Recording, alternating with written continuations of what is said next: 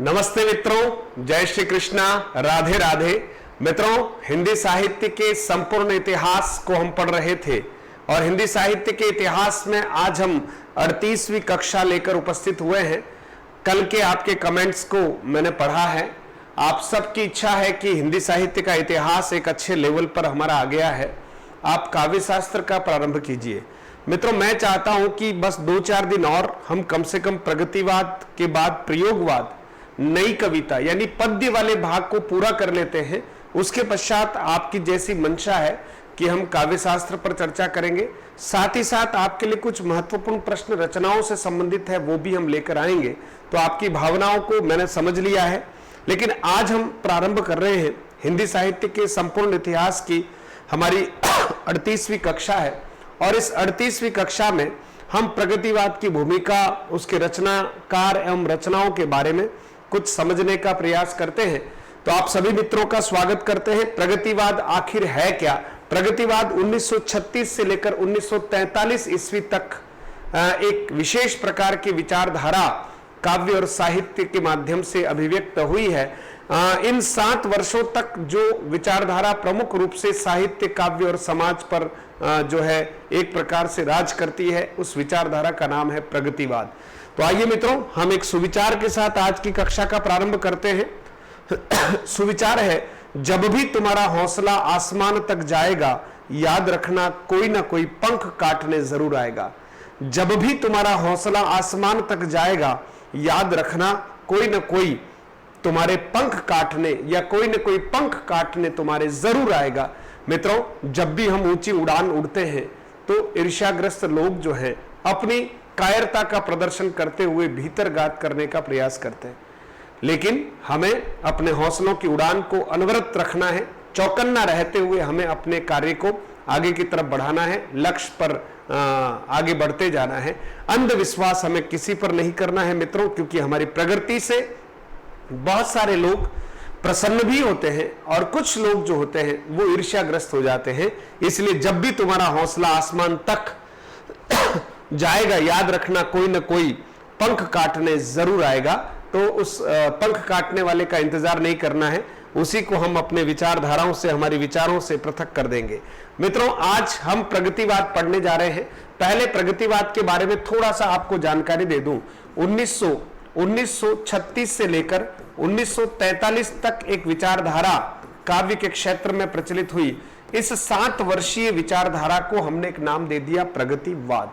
मित्रों, जैसे कि हमने कहा था कि कोई भी वाद या कोई भी कालखंड जो है वो स्थिर नहीं है, उसमें कोई न कोई परिवर्तन जरूर आ जाएगा। जैसे द्विवेदी युग की प्रतिक्रिया स्वरूप जो है काव्य के क्षेत्र में रोमांटिसिज्म के प्रभाव से छायावाद का प्रादुर्भाव हुआ।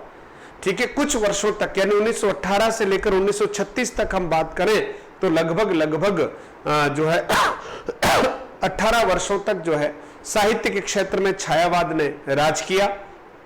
छायावाद से भी कवि और लोग उब गए, क्योंकि समाज की जो वास्तविक परिस्थितियां थी, यथार्थ जो था, उसको काव्य के माध्यम से अभिव्यक्त नहीं किया जा रहा था। तो बहुत से कवियों के मन में ये टीस थी कि छायावाद, आत्मा, परमात्मा, प्रकृति, इनकी बातें बहुत हो गई।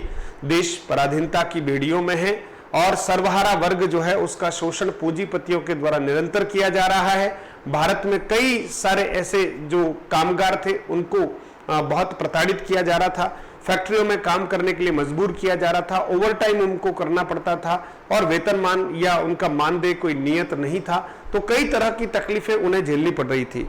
विश्व पटल पर मित्रों, जब हम कहते हैं कि राजनीति के क्षेत्र में जिसको हम साम्यवाद कहते हैं, राजनीति के क्षेत्र में जिसको हम साम्यवाद कहते हैं, और वही मार्क्सवाद के नाम से भी जाना जाता है। और अगर यही बात जब साहित्य के क्षेत्र में इन्हीं विचारधाराओं को जब हम साहित्य के क्षेत्र में प्रयुक्त करते हैं मित्रों, तो उसको हम क्या कहते हैं? प्रगतिवाद कहते हैं। और प्रगतिवाद से संबंधित जो भी काव्य हैं उनको हम प्रगतिवादी काव्य कहते हैं। यद्यपि हम जानते हैं विश्व पटल पर मार्क्सवादी विचारधाराओं के जो समर्थक हैं वो कार्ल मार्क्स रहे हैं। कार्ल मार्क्स का एक प्रसिद्ध कथन है कि धर्म जो है अफीम के समान होता है, यानी ये धर्म जो है वो व्यक्ति को कहीं न कहीं अंधा कर देता है, नशे में चूर कर देता है। इसलिए धर्म जो है अफीम के समान है और दुनिया के मजदूरों एक हो जाओ। कहीं न कहीं कहा गया है कि सर्वहारा वर्ग का शोषण तभी तक होगा जब तक वो बिखरे हुए हैं, अपने अधिकारों की मांग नहीं रखेंगे, तब तक उनका निरंतर शोषण होता रहेगा। तो हिंदी साहित्य में ये जो विचारधारा है, कार्ल मार्क्स वाली विचारधारा, मार्क्सवादी विचारधारा जिसको कहते हैं, वह प्रगतिवादी काव्य के माध्यम से प्रकट होती है। और डॉक्टर नगेंद्र के अनुसार प्रगतिवादी काव्य की संज्ञा उस काव्य को दी जाती है जो छायावाद के समाप्ति काल में, है ना, छायावाद के समाप्ति काल में यानी 1936 ईस्वी के आसपास से सामाजिक चेतना को जागृत करने के लिए काव्य में उपस्थित हुई और समाज को जागृत करने के लिए एक विशेष प्रकार से काव्य लेखन का प्रारंभ हुआ। उसको हम प्रगतिवादी विचारधारा के नाम से जानते हैं। कार्ल मार्क्स को ही प्रगतिवाद का आदि जो है कवि कहा जा सकता है या प्रवर्तक कहा जा सकता है। ये प्रगतिवाद के प्रवर्तक ही या आदि प्रवर्तक है। और हिंदी भाषा में जब हम बात करें मित्रों, तो प्रगतिवाद के प्रतिनिधि कवि कौन है, तो प्रगतिवाद के प्रतिनिधि कवि के रूप में नागार्जुन को जाना जाता है। और 1938 ईस्वी में सुमित्रानंद पंत द्वारा जो रूपाब नामक पत्रिका जो है प्रकाशित की जाती थी, इस रूपाब नामक पत्रिका को प्रगतिवादी काव्य धारा की एक प्रमुख प्रतिनिधि पत्रिका के रूप में माना जाता है। तो एक महत्वपूर्ण प्रश्न बनता है ना। और इसके साथ ही मित्रों, अंतर्राष्ट्रीय स्तर पर जो है ये प्रगतिवाद जो है आखिर कहां से जन्म लेता है, तो अंतर्राष्ट्रीय स्तर पर 1935 ईस्वी में फ्रांस की राजधानी में एक विशेष प्रकार का संसार के सारे प्रगतिशील लेखकों का एक सम्मेलन बुलाया गया। हेनरी बारबूज एक प्रगतिवादी ऐसे विचारक थे। हेनरी बारबूज ने फ्रांस की राजधानी जो है पेरिस में संसार के सभी प्रगतिशील लोगों को बुलाया, एक सम्मेलन किया मित्रों। और वहीं से कहीं न कहीं जो है एक प्रगतिवाद के रूप में विशेष चेतना जो है संसार के विभिन्न देशों में जागृत हुई। और इन्हीं प्रयासों से 1935 ईस्वी में पेरिस में अंग्रेजी साहित्य के प्रसिद्ध कथाकार और विचारक E.M. फॉस्टर, जिनका नाम है मित्रों, इनकी अध्यक्षता में प्रोग्रेसिव राइटर्स एसोसिएशन का एक गठन होता है इसी वर्ष। और पहला अधिवेशन भी 1935 ईस्वी में ही जो है आयोजित किया जाता है पेरिस में। और इस लंदन स्थित भारतीय विचारकों में इस एसोसिएशन में या इसके प्रथम अधिवेशन में भारतीय विचारक मुल्कराज आनंद और सज्जाद जहीर नामक जो दो व्यक्तित्व हैं, विचारक हैं, लेखक हैं, वो जो है इस प्रथम प्रगतिशील लेखक संघ के एक जो अधिवेशन प्रोग्रेसिव राइटर्स एसोसिएशन के प्रथम अधिवेशन में पहुंचते हैं। और मित्रों धीरे धीरे उन्होंने लंदन में भारतीय प्रगतिशील लेखक संघ की स्थापना की। यानी 1935 ईस्वी में भारतीय प्रगतिशील लेखक संघ की स्थापना लंदन में किसके द्वारा की गई, तो ध्यान रखिएगा, मुल्कराज आनंद और सज्जाद जहीर के द्वारा की गई। मित्रों इस संस्था का भारत में भी एक ब्रांच जो है और उसका पहला अधिवेशन जो भारत में हुआ वो मुंशी प्रेमचंद की अध्यक्षता में लखनऊ में प्रगतिशील लेखक संघ, है ना, जो प्रगतिशील लेखक संघ की स्थापना वास्तव में कहां हुई, लंदन में हुई, मुल्कराज आनंद और सज्जाद जहीर के द्वारा की गई थी। उसी का प्रथम अधिवेशन जो है भारत में होता है। और भारत में प्रथम अधिवेशन 1936 में मुंशी प्रेमचंद की अध्यक्षता में लखनऊ में यह अधिवेशन होता है मित्रों। और धीरे धीरे इस अधिवेशन की 1938 में श्री रविन्द्रनाथ टैगोर ने अध्यक्षता की और एक मूवमेंट चला भारतीय प्रगतिशील लेखक संघ। और भारतीय प्रगतिशील लेखक संघ का एक प्रथम घोषणा पत्र जो लंदन में तैयार हुआ था वो हंस नामक पत्रिका, जिसका संपादन मुंशी प्रेमचंद करते थे, इसमें प्रकाशित हुआ। मित्रों ये मार्क्सवाद है क्या या प्रगतिवाद है क्या? प्रगतिवाद का एक मुख्य उद्देश्य यह है कि जितने भी मजदूर या जितने भी सर्वहारा वर्ग के लोग हैं, जितने भी अपने अधिकारों से वंचित और शोषित लोग हैं, उन सभी लोगों को समाज की मुख्य धारा में जोड़ना, पूंजीपति व्यवस्था को समाप्त करना और पूंजीपति जितने भी लोग हैं उनके द्वारा जो अनावश्यक शोषण किया जाता है उसका विरोध करना। और कहीं न कहीं जो समाज में सबसे नीचे तबके के जो लोग हैं, है ना, जो सर्वहारा वर्ग के लोग हैं, उनको समान अधिकार मिले और उनके साथ भी अच्छा व्यवहार किया जाए। इस उद्देश्य से जो है सामाजिक ताना बाना अच्छा हो, है ना, किसी भी प्रकार के भेदभाव से रहित सामाजिक ताना बाना हो। इसलिए इस प्रकार के अधिवेशन के माध्यम से कुछ विशेष प्रकार के लेखकों ने अपने काव्य में भी इस मुद्दों को उठाना प्रारंभ कर दिया। और ये जो 60 वर्षों का एक कालखंड रहा मित्रों, इसको प्रगतिवादी काव्य के रूप में माना जाता है और या प्रगतिवाद के रूप में माना जाता है। तो प्रगतिवाद का प्रारंभ 1935 में फ्रांस की राजधानी पेरिस से, है ना, सबसे पहले जो हेनरी बारबूस के प्रयासों से प्रारंभ हुआ था और वहां से लेकर धीरे धीरे E.M. फोस्टर्स ने इसी से प्रभावित होकर लंदन में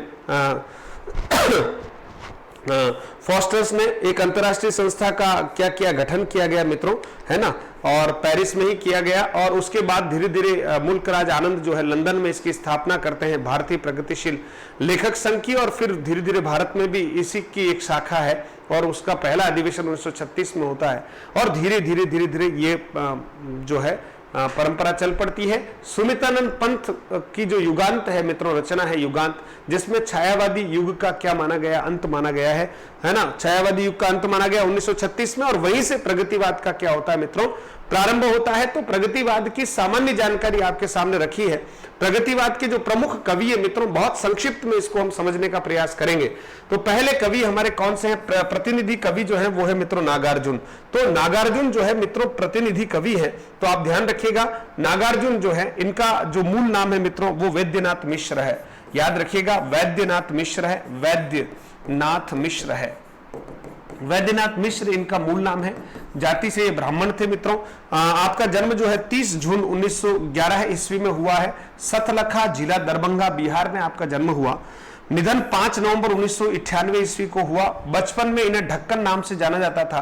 परीक्षाओं में प्रश्न पूछा गया है कि किस साहित्यकार को बचपन में ढक्कन नाम से जाना जाता था, तो नागार्जुन को बचपन में ढक्कन के नाम से जाना जाता था। माता पिता, माता उमा देवी, पिताजी जो है गोकुल मिश्र है और मूल नाम आपका वैद्यनाथ मिश्र है। ये बहुत महत्वपूर्ण, ध्यान रखिएगा। 1936 ईस्वी में श्रीलंका जाकर बौद्ध धर्म को अपना लिया। आपने 1936 में कहां जाकर? श्रीलंका जाकर आपने कौन सा धर्म अपना लिया मित्रों? बौद्ध धर्म अपना लिया। तो नागार्जुन एक बहुत प्रमुख प्रगतिवादी लेखक है, कवि है। फिर देखिए, श्रीलंका में विद्यालंकार परिशेन नामक बौद्ध विहार मठ में 3 वर्ष तक रहे। एक प्रश्न ये आता है परीक्षाओं में कि नागार्जुन जो है श्रीलंका जाकर निम्नलिखित में से किस बौद्ध मठ में जो है वो रहे हैं या निवास किया है? तो विद्यालंकार परिवेण नामक जो एक बौद्ध विहार है, बौद्ध मठ है, वहां पर आप रहे। आपके उपनामों की अगर बात करें तो ढक्कन आपका एक नाम है, यात्री आपका एक उपनाम है, इस नाम से मैथिली में लिखते हैं, यात्री उपनाम से वो मैथिली में लिखते हैं। बाबा एक नाम है, आधुनिक कबीर भी आपका एक उपनाम है मित्रों। फिर देखिएगा, इनकी प्रमुख काव्य रचनाओं की बात करें मित्रों तो युगधारा इनकी प्रमुख काव्य रचना है 1953 ईस्वी, सतरंगे पंखों वाली 1959 ईस्वी और फिर प्यासी पथराई आंखें मित्रों 1962 ईस्वी, तालाब की मछलियां 1957 ईस्वी मित्रों। तो आप याद रखिएगा, युगधारा, सतरंगे पंखों वाली, प्यासी पथराई आंखें, तालाब की मछलियां बहुत महत्वपूर्ण रचनाएं हैं। फिर आप देखेंगे मित्रों, खिचड़ी विप्लव देखा हमने 1980 ईस्वी है, तुमने कहा था 1980 ईस्वी, हजार हजार बाहों वाली 1981, ये भी एक महत्वपूर्ण रचना। पुरानी जूतियों का कोरस 1983 ईस्वी, रत्न गर्भा जो है 1985 ईस्वी, गीत गोविंद जो है 1979, आखिर ऐसा क्या कह दिया मैंने 1996 ईस्वी, इस गुब्बारे की छाया में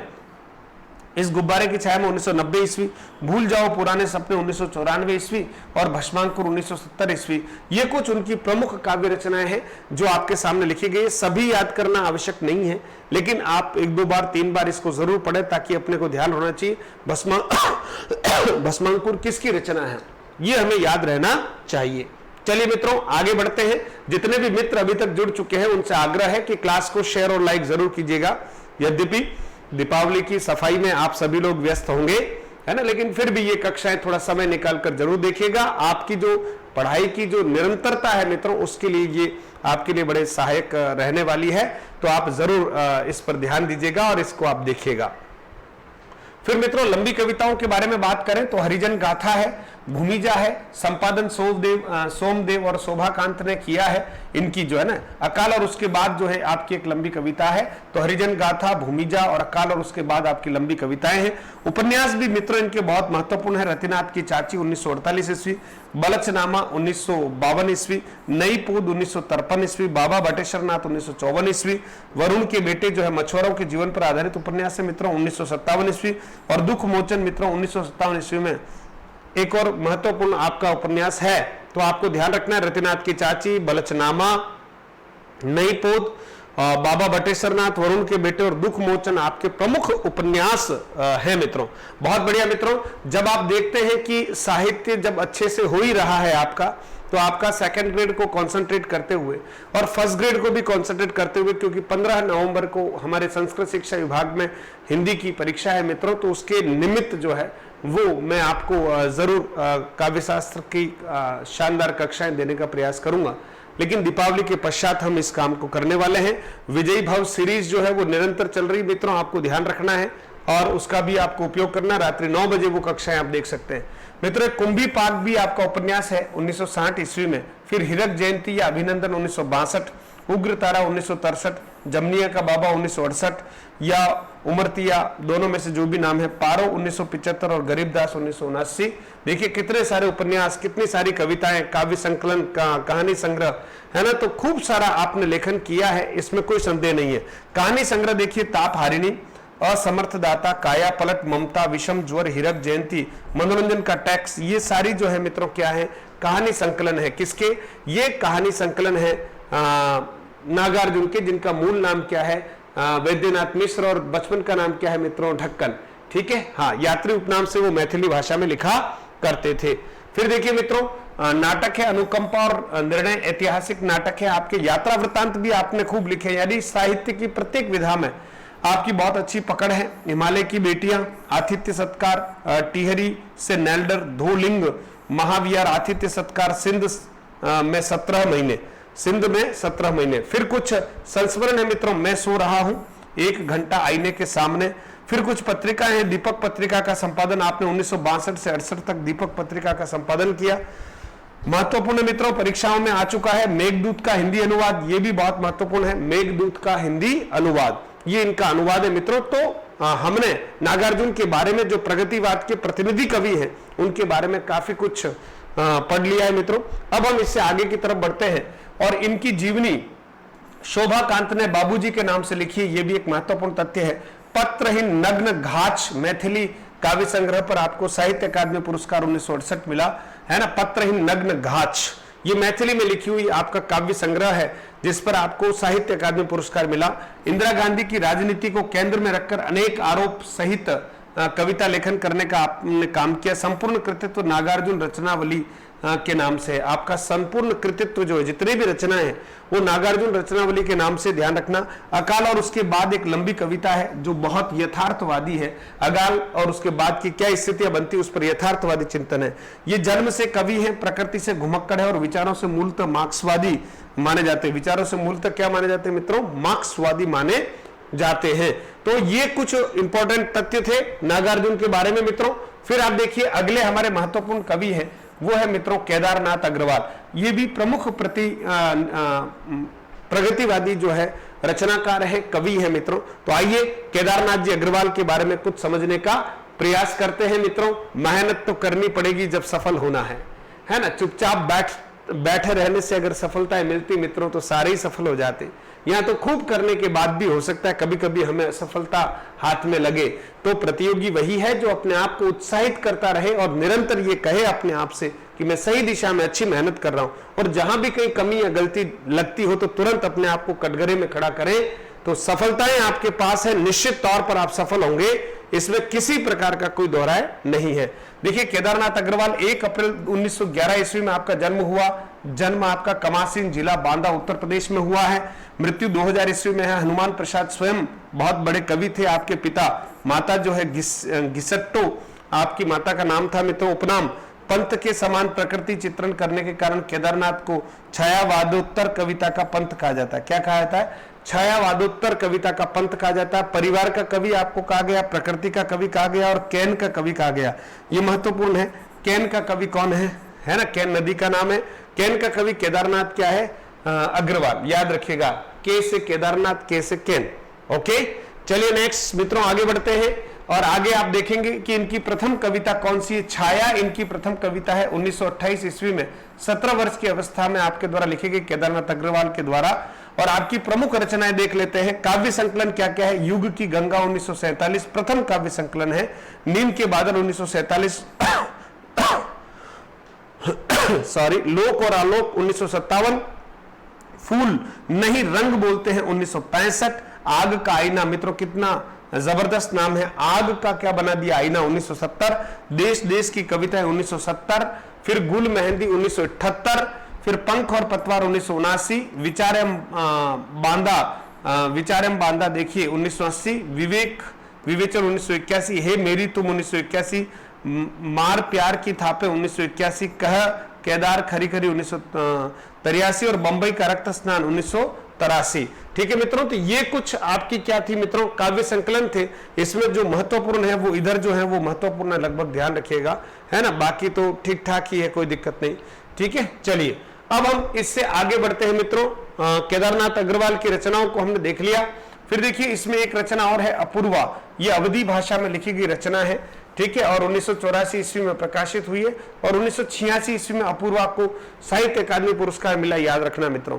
ये जो है मित्रों जमुन जल तुम 1984, ये पत्नी पर आधारित एक रचना है। जमुन जल तुम। बोले बोले अबोल 1985 ईस्वी। जो शिलाएं तोड़ते हैं 1985 ईस्वी। अगली रचना है आत्मगंध 1988। अनहरी हरियाली 1988। खुली आंखें खुले डैन, ध्यान रखना महत्वपूर्ण है 1989। पुष्पदीप जो है 1989। बसंत में प्रसन्न हुई पृथ्वी 1990। कुहू की कोयल 1990 एक लंबी कविता है और देश विदेश की कविता 1990। ये उनकी जो है प्रमुख काव्य रचनाएं हैं मित्रों, किनकी, केदारनाथ अग्रवाल की। अब आप देखिएगा मित्रों, अस्थि और अंकुर प्रगतिवादी 65 कविताओं का संकलन है जो उनके निधन के बाद 2005 ईस्वी में प्रकाशन हुआ है, अस्थि और अंकुर। तो निम्नलिखित में से कौन सी ऐसी रचना है या काव्य संकलन है जो केदारनाथ अग्रवाल की मृत्यु या निधन के पश्चात प्रकाशित हुआ मित्रों, तो वो कौन सी है, अस्थि और अंकुर है। हे मेरी तुम में संकलित 40 कविता है जो पत्नी को संबोधित कर रखी है, हे मेरी तुम, है ना। इसकी कुछ प्रमुख कविताएं हैं, हे मेरी तुम, एक खिले फूल से समुद्र है वह तुम भी कुछ हो, तुम भी कुछ हो, इस तरह की कुछ कविताओं का अंदर क्या है मित्रों, संकलन है। फिर नेक्स्ट देखिएगा उपन्यास कौन कौन से हैं। एक पतिया 1985 ईस्वी और बैल बाजी मार ले गए अधूरा एक उपन्यास आपका रह गया। ठीक है, हाँ। फिर निबंध संकलन देखिए समय समय पर 1970। विचारबोध विवेक विवेचन और यात्रा वृत्तांत है बस्ती खिले गुलाबों की 1981। तो कुल मिला के इन्होंने भी काव्य की विविध रचनाओं, साहित्य की विविध रचनाओं पर जरूर अपनी रचनाएं प्रस्तुत की है। तो ऐसे यशस्वी जो है हमारे कह सकते हैं साहित्यकार थे केदारनाथ अग्रवाल। विशेष तथ्य देख लीजिएगा, केदारनाथ अग्रवाल आरंभ में छायावादी कविताएं लिखते थे, बाद में प्रगतिवादी हो गए। कहे केदार खरी खरी में पूंजीवादी खतरों से सचेत किया है, डॉलर के खतरे से सचेत किया है। तो ध्यान रखना कि कवि ने किस कवि ने जो है वो पूंजीवाद के खतरों से सचेत किया है भारतीयों को। तो पूंजीवाद के खतरों से सचेत किया है भारतीयों को या भारतीय प्रशासन को, किसने सचेत किया मित्रों, केदारनाथ अग्रवाल ने। हे मेरी तुम, जमुन जल तुम पत्नी पर आधारित काव्य है, ध्यान रखना, हे मेरी तुम और जमुन जल। ठीक है, इनकी कविताओं में ग्रामीण प्रकृति सौंदर्य का चित्रण मिलता है। केदारनाथ अग्रवाल वास्तव में ग्रामीण प्रकृति व संस्कृति के चितेरे हैं। इनकी कविताओं में मिट्टी से जुड़ाव की गंध है, इनकी कविताओं में मिट्टी से जुड़ाव की क्या है मित्रों, गंध है। चलिए इससे आगे की तरफ बढ़ते हैं और आगे देखिए मित्रों, हाँ यस, आगे देखिएगा त्रिलोचन। अगले कौन है मित्रों, त्रिलोचन एक बहुत महत्वपूर्ण रचनाकार है त्रिलोचन भी, और इनका मूल नाम मित्रों वासुदेव सिंह है। वासुदेव सिंह है, मूल नाम क्या है मित्रों, वासुदेव सिंह है। और हिंदी में सोनेट जो है एक अंग्रेजी एक प्रकार का छंद है। ठीक है, तो सोनेट का प्रयोग करने वाले जो है वो कौन है, वासुदेव सिंह है, जो साहित्य में त्रिलोचन के नाम से जाने जाते हैं। मैं यहां पर फिर से एक बार लिख लेता हूं, वासुदेव सिंह इनका मूल नाम है, लेकिन साहित्य में त्रिलोचन के नाम से ही जानते हैं। जब तक कोई ध्यान नहीं दे तब तक ऐसे जो साहित्यकार हैं उनका वही नाम महत्वपूर्ण होता है, त्रिलोचन। ठीक है मित्रों, इनका जन्म 1917 ईस्वी में हुआ है, मृत्यु 2007 ईस्वी में हुई है, और सुल्तानपुर में आपका जन्म हुआ उत्तर प्रदेश में। ठीक है मित्रों, और इनका उपनाम है सोनेट के कवि है, जीवन में निहित मंद लय का कवि है, अवध का किसान, जिजीविषा का कवि, धरती का कवि, औसत भारतीयता के कवि आदि। रचनाएं जो है मित्रों कौन है ना, रचनाएं कौन सी है, धरती 1945 ईस्वी, प्रथम काव्य संकलन 63 कविताएं, प्रगतिवादी काव्य है। फिर मित्रों गुलाब व बुलबुल 1956 ईस्वी। ठीक है, दिगंत जो है 1957 ईस्वी, सोनेट छंद है इसमें। है ना, सोनेट छंद है। फिर ताप के ताए हुए दिन मित्रों 1986 ईस्वी है। इसके बाद 1981 ईस्वी में साहित्य अकादमी पुरस्कार जो है आपको मिला है, किसमें, ताप के ताए हुए दिन में। मित्रों यहां पर ताप के ताए हुए दिन 1980 है, ध्यान रखना 1980, ठीक है। उस जनपद का कवि हूं 1981 ईस्वी, ठीक है मित्रों। तो यहां पर आप देखेंगे कि ये कुछ धरती, गुलाब, दिगंत, ये धरती इनका पहला काव्य संकलन है। 1945 ईस्वी में प्रथम काव्य संकलन है, जिसमें 63 कविताएं हैं, प्रगतिवादी कविताएं हैं मित्रों। अब हम आगे की तरफ बढ़ते हैं मित्रों और देखिएगा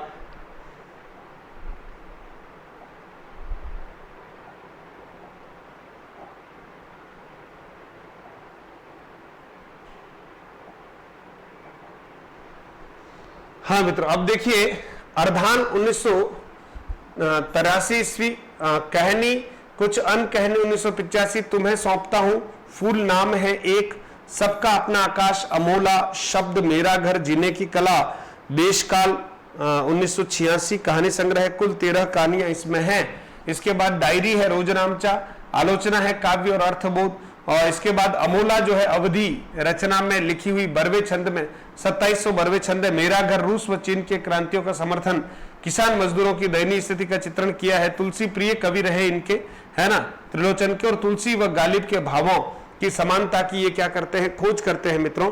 तो एक प्रकार से प्रगतिवाद की एक प्रारंभिक कक्षा और उसके कुछ प्रतिनिधि जो रचनाकार है वो आपके सामने रखने का मैंने प्रयास किया है मित्रों।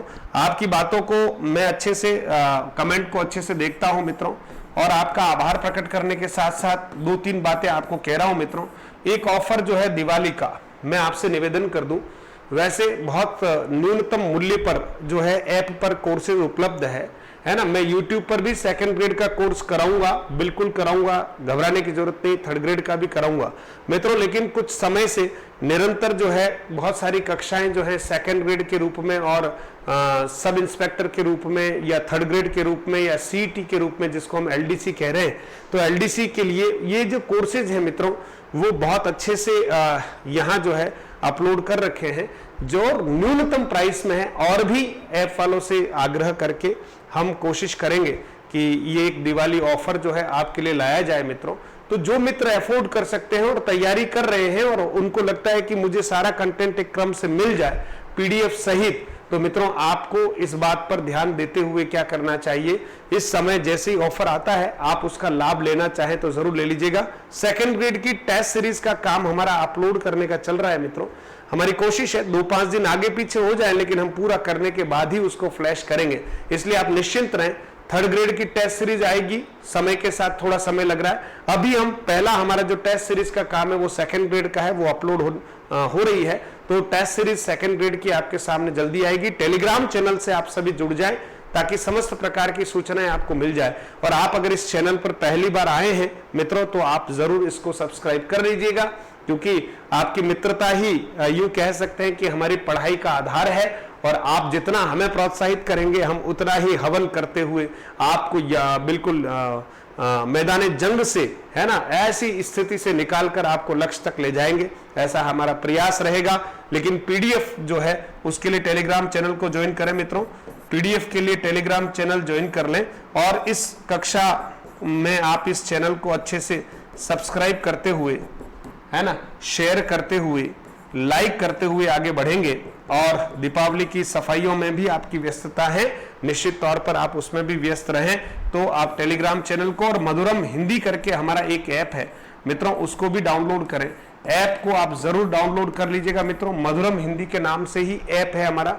अंग्रेजी में टाइप करना है मधुरम हिंदी और आपका काम हो जाएगा मित्रों, मधुरम हिंदी।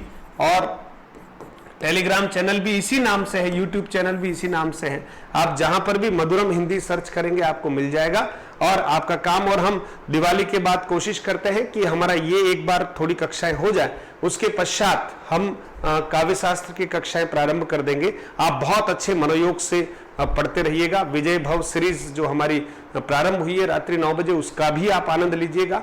और आप सबके लिए ढेर सारी शुभकामनाएं। आज के सेशन में इतना ही, कल हम फिर प्रगतिवाद की एक नई कक्षा लेकर उपस्थित होंगे। तब तक के लिए आप पढ़ते रहिएगा, मुस्कुराते रहिएगा, स्वस्थ रहिएगा। स्वस्थ कहते हैं शरीर में ही स्वस्थ मन का निवास होता है, इसलिए अपने शरीर के स्वास्थ्य का ध्यान रखते हुए आत्मिक रूप से भी, अंदर से भी आप प्रसन्न चित्त रहने का प्रयास कीजिए और ठोक कर 18 घंटे मेहनत करने का मादा अपने अंदर पैदा कीजिएगा। जय हिंद, जय हिंद।